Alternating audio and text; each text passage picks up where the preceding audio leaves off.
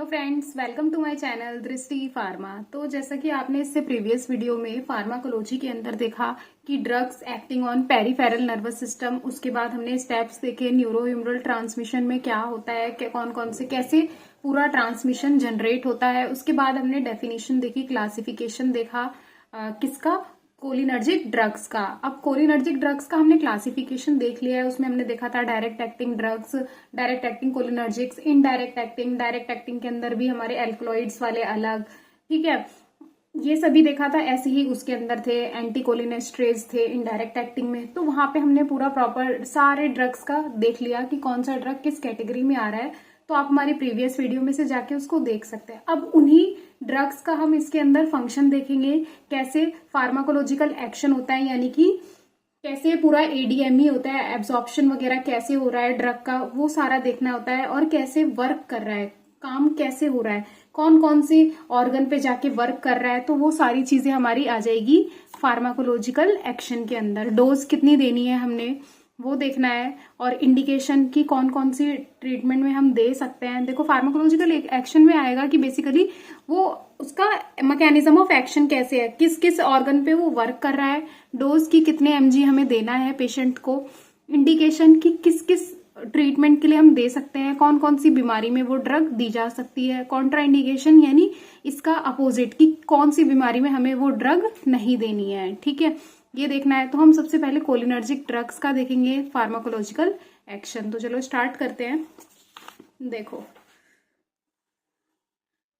जब मैंने आपको क्लासिफिकेशन बताया था उसी टाइम मुझे कोलिनो रिसेप्टर्स के बारे में भी बताना था, बट मैं वहां पे नहीं बता पाई। देखो कोलिनर्जिक ड्रग्स पहले सुन लो क्या होता है। कोलिनर्जिक ड्रग्स हमारे ऐसे एजेंट्स होते हैं जो बिल्कुल मिमिक करते हैं, नकल करते हैं एक्शन की, किसके जैसा, बिल्कुल एसिटाइल कोलिन के जैसा। एसिटाइल कोलिन एक न्यूरोट्रांसमीटर होता है जो अपना एक्शन शो करता है पर्टिकुलर ऑर्गन पे पहुंच के, न्यूरोट्रांसमीटर, ठीक है। तो उसी एक्शन को मिमिक करते हैं कौन, कोलिनर्जिक ड्रग्स। और भी एसिटाइल कोलिन तो हमारे अंदर प्रेजेंट होता है, बट और हम अगर हमें जरूरत है, मानो एसिटाइल कोलिन की कमी हो गई है, तो हम बाहर से एजेंट्स को देते हैं, और वही क्या होते हैं, हमारे कोलिनर्जिक ड्रग्स होते हैं। अब हम पूरा देखेंगे। तो देखो मस्कैरिनिक में क्या है कि दो टाइप के तो रिसेप्टर होते हैं। रिसेप्टर्स क्या होते हैं, रिसेप्टर्स हमारे ऐसे प्रोटीन्स हैं जो पर्टिकुलर ड्रग के साथ क्या होते हैं, बाइंड होते हैं, जहां पे हमारी ड्रग आके बाइंड होती है, स्पेसिफिक साइट होता है और एक फार्माकोलॉजिकल एक्शन को प्रोड्यूस करते हैं। तो जो कोलिनो रिसेप्टर्स रहता है वो दो टाइप्स का होता है, दो क्लास होती है उसकी, एक होती है मस्कैरिनिक और एक होता है निकोटिनिक। तो मस्कैरिनिक वाला जो होता है रिसेप्टर वो कौन सा होता है, वो जी प्रोटीन कपल रिसेप्टर्स होते हैं, यानी जीपीसीआर, ठीक है। ये हमारे रिसेप्टर्स मेनली बोलते हैं कि कहाँ पाए जाते हैं, सेल मेम्ब्रेन पे पाया जाता है और सेल के अंदर भी पाया जाता है। तो जीपीसीआर वाला आप देखोगे मेम्ब्रेन पे हमें मिलेगा, ठीक है। तो मस्कैरिनिक है, और एक दूसरा है हमारा निकोटिनिक। निकोटिनिक वाला जो होता है वो लाइगेंड गेटेड चैनल होता है, यानी कि यहाँ पे सारा आयंस का ट्रांसमिशन चलता है, और यहाँ पे हमारा मस्कैरिनिक में पूरा ही कैसे कैसे वर्क हो रहा है, कौन कौन से ऑर्गन पे जाके हमारा एसिटाइल कोलिन वर्क कर रहा है, ठीक है। तो मस्कैरिनिक में M1 ये भी 5 टाइप के होते हैं। M1 वाला जो रिसेप्टर है वो हमें ब्रेन के सेल मेम्ब्रेन जो सेल के अंदर होगा उसमें मिलेगा, गैस्ट्रिक ग्लैंड्स में मिलेगा जहां से हमारा HCl वगैरह सिक्रीट हो रहा है वहां पे।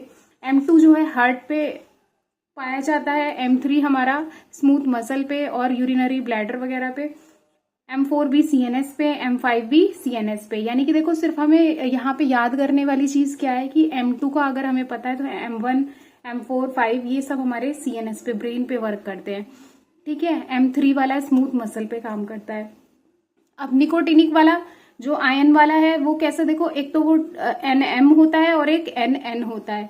तो NM जो है वो स्केलेटल मसल पे पाया जाता है, कॉन्ट्रैक्शन करवाते हैं वहां पे स्केलेटल मसल, जो आपने देखे होंगे कॉन्ट्रैक्टाइल प्रोटीन्स, एक्टिन, मायोसिन, वो कॉन्ट्रैक्ट और रिलैक्स होते रहते हैं। तो कॉन्ट्रैक्शन का काम किसका होता है, कहाँ पे होता है, वो हमारे निकोटिनिक रिसेप्टर्स पे होता है कॉन्ट्रैक्शन, ठीक है, स्केलेटल मसल के। एन रिसेप्टर जो होगा वो प्रेजेंट रहेगा किस पे, ऑटोनॉमिक गैंग्लिया पे। तो ये कहाँ, ये न्यूरॉन्स में जो हमारे बोलते हैं ना कि जो एक्सॉन का जो नर्व एंडिंग होती है वहां हमारा गैंग्लिया रहता है प्रेजेंट। तो ऑटोनॉमिक गैंग्लिया, ऑटोनॉमिक क्यों कह रहा है, क्योंकि ये पूरा ऑटोनॉमिक नर्वस सिस्टम से रिलेटेड है। तो वो वाले गैंग्लिया पे हमारा NN रिसेप्टर प्रेजेंट होता है। तो यहाँ पे क्या रिलीज हो रखा होता है, कैटेकोलामीन रिलीज होता है, ठीक है, जो हमारे सिंपैथेटिक में रिलीज होता है, सिंपैथेटिक सिस्टम में। तो मेनली हमारे मस्कैरिनिक हो गए जो कोलिनर्जिक पे काम करेंगे, जहाँ पे जो कोलिनो रिसेप्टर्स रहेंगे। निकोटिनिक में भी है, बट निकोटिनिक में जो प्री गैंग्लियनिक एरिया होता है ना, वहां पे हमारे कोलिनर्जिक रिसेप्टर्स मतलब कि प्रेजेंट होता है एसिटाइल कोलिन, बट जो उसका पोस्ट गैंग्लियोनिक एरिया है पूरा वो लॉन्ग होता है, और वहां पे हमारा क्या प्रेजेंट रहता है, एड्रीनलिन, एपिनेफ्रिन, ये सब कैटेकोलामीन वहां पे रिलीज होता है। अब चलो देखते हैं, कंफ्यूज मत होना, मैंने थोड़ा ज्यादा बता दिया है, बट आपके काम का सिर्फ यही है कि मस्कैरिनिक और एक निकोटिनिक रिसेप्टर होता है। जीपीसीआर वगैरह भी ना याद रहे कोई दिक्कत नहीं, जिसको याद हो जाए और अच्छी बात है। ये रिसेप्टर्स के टाइप होते हैं और इनके अंदर ही बहुत सारे रिसेप्टर्स आते हैं, जैसे मस्कैरिनिक इनके अंदर आ गया, अब लाइगेंड गेटेड के अंदर निकोटिनिक आता है। ये मेन वाले मेजर जो पाए जाते हैं ये वो हैं। अब उसके बाद फार्माकोलॉजिकल एक्शन देखते हैं एसिटाइल कोलिन का। देखो एसिटाइल कोलिन हमारा उस टाइम पे ज्यादा रिलीज हो रहा होता है जिस टाइम पे हम रेस्टिंग फेज में होते हैं, यानी हम जब सो रहे होते हैं, यानी नाइट में बोले तो उस टाइम पे ज्यादा डाइजेशन अच्छा चल रहा होता है, हमारी हार्ट बीट स्लो रहती है, हम कोई काम नहीं कर रहे होते, तो रेस्ट एंड डाइजेस्ट वाले मोड पे एसिटाइल कोलिन वर्क करता है मेनली, ठीक है। मस्कैरिनिक एक्शन बोले तो कार्डियोवास्कुलर सिस्टम पे हमारे कैसे काम करता है मस्कैरिनिक एक्शन, किसका, एसिटाइल कोलिन का। अब जितनी भी ड्रग है ना जो हमारे कोलिनर्जिक ड्रग्स के अंदर आ रही है वो अपना एक्शन ऐसे ही शो करेंगे। अगर इसकी जगह दूसरी ड्रग मान लो पिलोकार्पिन आ जाए, बिथेनिकॉल आ जाए, तो इनके भी पर्टिकुलर मैंने एक्शन अभी आगे कराए हैं, आपको ये देखने को मिलेगा। तो देखो हार्ट पे है ना, ये एसिटाइल कोलिन, ACH का मतलब क्या होता है, acetyl choline. Acetyl choline acts on muscarinic receptor जो कि हार्ट में प्रेजेंट होता है, M2 रिसेप्टर, तो वहां पे एसिटाइल कोलिन काम करता है और क्या प्रोड्यूस करता है, नेगेटिव क्रोनोट्रोपिक इफेक्ट। नेगेटिव, देखो क्रोनोट्रोपिक इफेक्ट का मतलब दो टाइप्स के इफेक्ट होते हैं, जैसे ही कोई न्यूरोट्रांसमीटर मान लो रिलीज हो रहा है, तो एक तो होता है हार्ट रेट में चेंज हो रहा है ना, लाइक कौन सा न्यूरोट्रांसमीटर जब हमारा कोलिनर्जिक का हो रहा है जैसे एसिटाइल कोलिन। क्रोनोट्रोपिक का मतलब रहता है जैसे हार्ट रेट है, जो हार्ट हमारा बीट कर रहा है ना, धड़क रहा है, तो उसके चेंज होने को ही हम क्या बोलते हैं, क्रोनोट्रोपिक इफेक्ट। और अगर वो नेगेटिव है यानी कि वो कम धड़क रहा है, हार्ट रेट कम है, तो वो अगर वो कम है तो क्या हो जाएगा, पर्सन को ब्रेडी कार्डिया हो जाएगा, है ना, ब्रेडी मतलब लो हार्ट रेट हो जाएगा, ठीक है। ये हार्ट पे कौन काम करता है, एसिटाइल कोलिन, मैंने बताया, क्योंकि हम जब सो रहे होते हैं उस टाइम पे ये ज्यादा एक्टिव रहता है, रेस्ट या डाइजेस्ट मोड पे होते हैं जब, ठीक है। उसके बाद नेगेटिव आइनोट्रोपिक इफेक्ट, ये क्या होता है, इसका मतलब होता है फोर्स ऑफ कॉन्ट्रैक्शन। देखो दो वर्ड देखने को मिलेंगे, एक तो क्रोनोट्रोपिक, तो क्रोनो हार्ट रेट होता है, C4 देखो क्या होता है, C4 कार्डियक, तो क्रोनो से हम कार्डियक की तरफ चलेंगे तो हार्ट रेट का चेंज होना, और आयनों की तरफ यानी कि कॉन्ट्रैक्शन, आयंस का कुछ खेल होगा तो कॉन्ट्रैक्शन, है ना, आइनोट्रोपिक इफेक्ट हो जाएगा, तो decrease by force of arterial contraction, तो नेगेटिव इफेक्ट हो गया। अब खुद ही सोचो, हार्ट रेट भी कम हो रहा है और फोर्स ऑफ कॉन्ट्रैक्शन है जो हमारी एट्रियम में वो भी कम हो रहा है, तो ऑब्वियसली कार्डियक आउटपुट जो होगा वो भी हमारा कम होगा, ठीक है। ये हो गया। ब्लड वेसल पे क्या होता है, देखो ब्लड प्रेशर भी क्या हो जाएगा, डाउन हो जाएगा, बीपी भी ये लो कर देते हैं, कौन, एसिटाइल कोलिन। रेस्पिरेटरी सिस्टम पे मस्कैरिनिक रिसेप्टर्स पे काम करेंगे, रेस्पिरेटरी ट्रैक्ट तो क्या प्रोड्यूस करेंगे, ब्रोंको कंस्ट्रिक्शन, क्या, यानी narrowing of Airways in lungs, क्या कर देते हैं, जो एयरवेज होते हैं, हमारी ब्रोंकाई होती है, उसको ये पतला कर देते हैं, कौन, एसिटाइल कोलिन अपना एक्शन ऐसे शो करता है, ठीक है। क्योंकि हमने पढ़ा था M3 है जिसे वो स्मूथ मसल में कॉन्ट्रैक्शन करता है ना, तो ये भी क्या स्मूथ मसल है हमारे यहाँ पे भी, तो वहां पे क्या कर देगा, कॉन्ट्रैक्शन कर देगा। स्मूथ मसल देखो फिर से वही आ गया, स्मूथ मसल पे कॉन्ट्रैक्शन यानी कि इंक्रीज, एक तो ये हो गया ब्रोंकाई में कंस्ट्रिक्शन, पतली हो गई तो ऑक्सीजन जो है O2 जो है सेल तक कम पहुंच पाएगा, क्यों, क्योंकि लंग्स में से ही अच्छे से वो सेल तक जा ही नहीं पा रहा है। फिर इंक्रीज इन पेरिस्टालसिस, यानी पेरिस्टालसिस का मतलब होता है एक तरीके की कॉन्ट्रैक्शन, मूवमेंट, बहुत तगड़ी मूवमेंट जो GIT की है वो बढ़ जाती है स्मूथ मसल में, तभी तो डाइजेशन अच्छे से करा पाते हैं ये, है ना। उसके बाद contraction of urinary bladder, urinary bladder का में भी कॉन्ट्रैक्शन यानी सिकुड़ना, कॉन्ट्रैक्शन वर्ड से आप ऐसे है याद रखो कि कुछ कॉन्ट्रैक्ट हो रहा है ना, सिकुड़ रहा है। तो यूरिनरी ब्लैडर जब सिकुड़ेगा तो ऑब्वियसली यूरिन बाहर ज्यादा निकलेगा, तो इवैक्यूएशन होता है, निकालना है ना, दस कॉजिंग इवैक्यूएशन। तो सिर्फ देखो हार्ट पे डिक्रीज हो रहा है कुछ ना कुछ, और नहीं तो रेस्पिरेटरी में भी कॉन्ट्रैक्शन, स्मूथ मसल में भी कॉन्ट्रैक्शन, तो ये सब आपने ध्यान रखना है। उसके बाद निकोटिनिक एक्शन देखते हैं। निकोटिनिक एक्शन में अगर हम देखें तो ऑटोनोमिक गैंग्लिया पे देखते हैं, यानी कि जो हमारे न्यूरॉन्स हैं वहां पे high dose of acetyl choline, अगर एसिटाइल कोलिन की डोज ज्यादा है तो वो सिंपेथेटिक और पैरासिम्पेथेटिक गैंग्लिया दोनों पे काम करता है ना। एसिटाइल कोलिन इन हाई डोज, अगर हम हाई डोज में देंगे तो वो टैकीकार्डिया भी कर देगा और बीपी भी इंक्रीज कर देगा, ठीक है। हालांकि हमने अभी देखा कि ब्रेडिकार्डिया प्रोड्यूस कर रहा है एसिटाइल कोलिन, लेकिन अगर हम ज्यादा मात्रा में दे दे तो वो सिंपेथेटिक वाला रोल भी प्ले कर देगा, क्योंकि सिंपेथेटिक सिस्टम में हमारी हार्ट बीट, हार्ट रेट सब बढ़ जाता है, और वो काम कौन कर दे रहा है, एसिटाइल कोलिन कर दे रहा है। स्केलेटल मसल में क्या करता है, कॉन्ट्रैक्शन ऑफ मसल फाइबर्स, जो हमारे मसल फाइबर्स होते हैं ना उनमें क्या करता है, कॉन्ट्रैक्शन करता है, टिचिंग होती है जिससे, यानी झटके से खींचना, जो हमारी मसल्स है उनमें टिचिंग चल रही होती है। सीएनएस यानी ब्रेन पे एसिटाइल कोलिन कोई वर्क ही नहीं कर पाता, कोई इफेक्ट ही नहीं शो कर पाता। क्यों? क्योंकि जब acetyl choline blood brain barrier को क्रॉस ही नहीं कर पाएगा तो वो हमारा इफेक्ट ही नहीं शो करेगा, वही कि भैया पोलर, नॉन पोलर, मेटाबॉलिज्म, ये सब चीजें वो पार ही नहीं कर पाएगा जब, तो होगा ही नहीं, है ना। एक्टिव ट्रांसपोर्ट ये सब जो हम पढ़ के आए हैं वो सारा एब्जॉर्प्शन ही नहीं हो पाएगा, तो वर्क कैसे करेगा? तो ऐसे ही ब्रेन पे एसिटाइल कोलिन का कोई वर्क नहीं होता। देखो यार, अगर मैं कोई बात को 3 बार 2 बार रिपीट कर रही हूँ तो ये तुम्हारे लिए ही फायदेमंद है, बस एकदम ध्यान से सुना करो। और अगर जिसको एक बार में समझ आ रहा है तो वो स्किप कर दो, और क्या है ना। आईज पे देखो क्या होता है, सिलियरी मसल में कॉन्ट्रैक्शन करा देता है, यानी मियोसिस हो जाता है ना। आइरिस पे leading to reduction in intraocular tension, जो इंट्राऑक्यूलर प्रेशर है वो हमारा यहाँ पे रिड्यूस हो जाता है कॉन्ट्रैक्शन होने की वजह से, ठीक है। मियोसिस होता है हमारा पैरासिम्पैथेटिक सिस्टम में, यानी कोलिनर्जिक में। ग्लैंड्स पे क्या है, increase secretion of glands like sweating, salivation, थूक का निकलना, बहुत ज्यादा सलाइवा बनना, स्वेटिंग होना, पसीना आना, जीआईटी सिक्रीशन लाइक एचसीएल का सिक्रीशन वगैरह हो गया।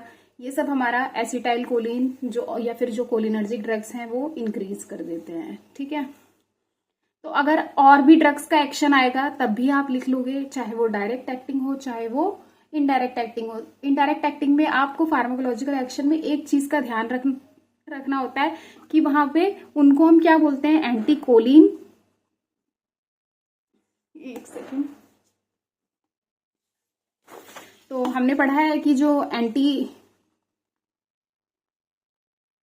कोलिन एस्टरेज है हमारे, देखो ये एंटीकोलिन एस्ट्रेज है, ये क्या, इसके अंदर हमारी ड्रग्स आती है, जैसे फाइसोस्टिग्मिन हो गया, है ना, पिरिडोस्टिग्मिन हो गया, यानी कि ये क्या करते हैं, कोलिन एस्टरेज जो हमारे एसिटाइल कोलिन का को तोड़ देता है। ये किसको तोड़ देता है, एसिटाइल प्लस कोलिन में। तो जब एसिटाइल कोलिन टूट जाएगा तो वो अपना काम ही नहीं कर पाएगा।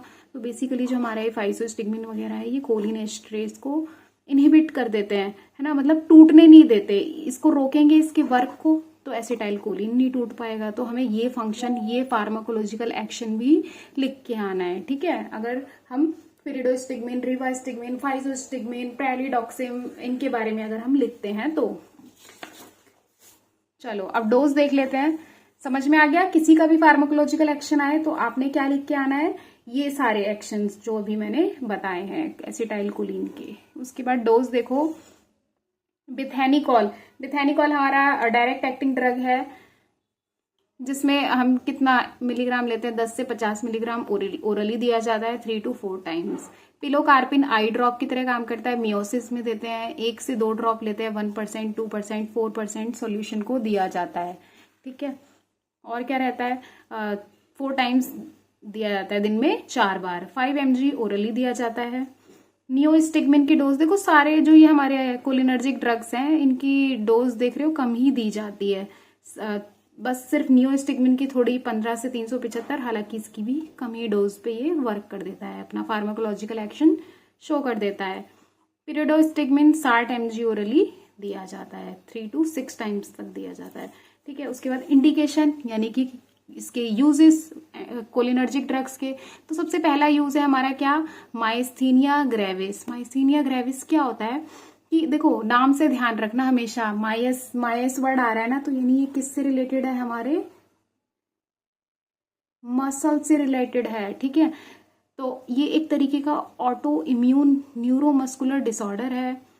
ठीक, न्यूरोमस्कुलर यानी कि न्यूरॉन्स प्लस जो हमारी मसल्स हैं ये दोनों पे को इफेक्ट मतलब अफेक्ट करता है। ऑटो इम्यून मतलब ऐसा सिस्टम, ऐसा डिसऑर्डर जिसमें हमारे जो एंटीबॉडीज हैं वो क्या करते हैं, खुद के सेल्स को ही खत्म करने लग जाता है। हमारा इम्यून सिस्टम खुद के ही सेल को पे अटैक करने लग जाता है, जिससे पूरा बोलते हैं ना कि अच्छे प्रोटीन्स भी खत्म होने लग गए हमारी बॉडी में, सेल्स को ही खत्म कर देता है। तो एक तरीके का आप खुद सोचो, जब सेल्स नहीं होंगे तो हमारी बॉडी में न्यूट्रिशन भी नहीं पहुंचेगा। हर एक बोलते हैं ना ब्लड से लेके पूरा सेल तक नहीं जा पाएगा अच्छे से, जब सेल्स ही नहीं है, वर्क ही नहीं कर पा रहे, तो क्या होगा, बॉडी में वीकनेस होगी, थकान होगी। वॉलेंट्री मसल्स में जो हमारी हाथ पैर की मसल्स हैं इनमें क्या होगा, थकान होगी। ठीक है, फैटीग का मतलब क्या रहता है, थकान। इसके बाद क्या है देखो, अब इसमें माइस्थीनिया ग्रेविस में पर्टिकुलर जो ड्रग है वो नियोस्टिग्मिन और पिरिडोस्टिग्मिन दी जाती है। अब ग्लोकोमा देखते हैं क्या होता है। ग्लोकोमा क्या है, एक आई की कंडीशन है जिसमें इंट्राऑक्यूलर प्रेशर जो होता है वो हमारा इंक्रीज हो जाता है, बढ़ जाता है। That can damage the optic nerve, जो हमारा ऑप्टिक नर्व होता है वो उसको डैमेज कर देता है। ठीक है, तो जिसकी वजह से विजन लॉस हो जाता है, दिखना बंद हो जाता है या फिर अंधे ही हो जाते हैं अगर उसका ट्रीटमेंट ना कराएं। तो हमने पढ़ा था कि हमारे जो कोलिनर्जिक ड्रग्स होते हैं उनका आई पे क्या वर्क होता है, वो इंट्राऑक्यूलर टेंशन को कम कर देते हैं सिलियरी मसल की कॉन्ट्रैक्शन करके। तो अब वो ग्लोकोमा को ही तो ट्रीट कर रहे हैं यहाँ पे। बेसिकली क्या ट्रीट हो रहा है, ग्लोकोमा, इंट्राऑक्यूलर बढ़ा हुआ इंट्राऑक्यूलर प्रेशर को कम कर दे रहे हैं। ठीक है, जिसकी वजह से विजन लॉस नहीं होगा, हमारा ठीक हो जाएगा। तो इसमें पिलोकार्पिन को दिया जाता है, आई ड्रॉप की फॉर्म में अभी देखा था ना हमने, तो वो दिया जाता है। पोस्ट ऑपरेटिव यूरिनरी रिटेंशन, अब जैसे ऑपरेशन हुआ है तो ऑपरेशन के बाद अगर यूरिन नहीं निकल पा रहा है हमारा यूरेथ्रा से, तो उस टाइम पे भी हम क्या करते हैं, कुछ मेडिसिन को देते हैं ताकि कॉन्ट्रैक्शन हो जाए। हमने पढ़ा था कि यूरिनरी ब्लैडर में भी कॉन्ट्रैक्शन करती हैं कोलिनर्जिक ड्रग्स, तो ये क्या कर देंगे, स्टिमुलेट करेंगे हमारे ब्लैडर को, यूरिनरी ब्लैडर को, और बाउल फंक्शन को इंक्रीज कर देंगे पेशेंट में जिनमें क्या हुआ होगा, ऑपरेशन हुआ होगा। पोस्ट ऑपरेटिव यूरिनरी रिटेंशन हो गया होगा। रिटेंशन का मतलब रुक जाना, तो ये आपने ध्यान रखना है। ठीक है, माइस्थीनिया ग्रेविस उसमें हमने नियोस्टिग्मिन पिरिडोस्टिग्मिन दे दिया, ग्लोकोमा में पिलोकार्पिन दे दिया ट्रीटमेंट के लिए।